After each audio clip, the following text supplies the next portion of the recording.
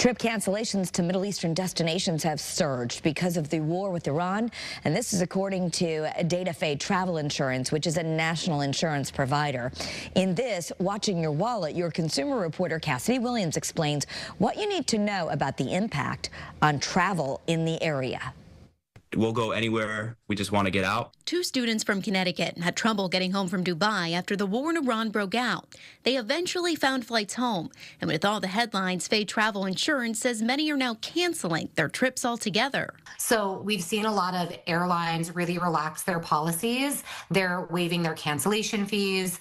They're also letting you change dates without a fee as well. And a lot of hotels and short-term rental companies, they're also waiving any cancellation fees as well. Faye Travel Insurance's data shows cancellations tied to the Middle East rose 366% after February 28th, the day the airstrikes started.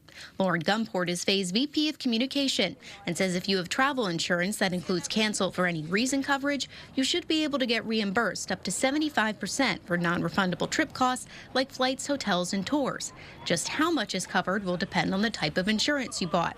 If you don't have insurance, Gumport recommends checking with your hotels and airlines directly. You can go to your Manage My Booking section of your airline's portal to see if there are any alerts there, check your email, or call them or chat with them on their airline app, and they should be able to share with you what their updated policies are for the Middle East. Just one example, American Airlines is waiving change fees for anyone scheduled to travel to a number of Middle East destinations through May 31st, as long as you bought your ticket before March 11th. The U.S. State Department is advising Americans to exercise increased caution wherever they travel, especially in the Middle East. Your consumer reporter, Cassidy Williams, Channel 3 Eyewitness News.